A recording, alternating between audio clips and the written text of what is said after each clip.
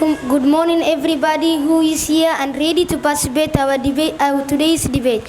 My name is Muhammad Said Abdi, and I am the chairperson of today's debate. I am ready to guide you one by one in order to be wonderful debate. Our today's debate is: can computers replace teachers? Our proposers agree with the motion, while opposers disagree with the motion.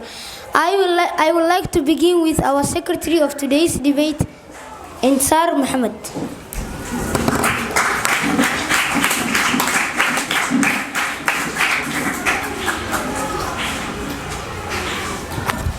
Thank you very much.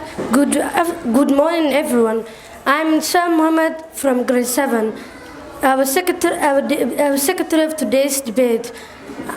I'm here to judge the following areas: smartness, audibility, confidence, explanation, pronunciation. And I'm going to add 2 points, which are stage use and language use. Thank you very much.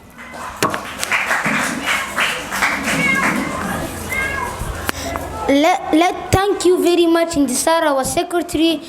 Let us call the timekeeper, Rueda.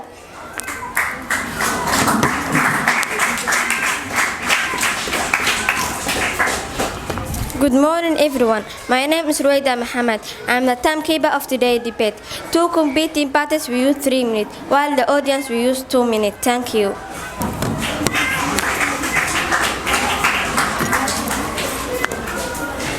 I would like to call our two defense secretaries, Hussein and Farhia.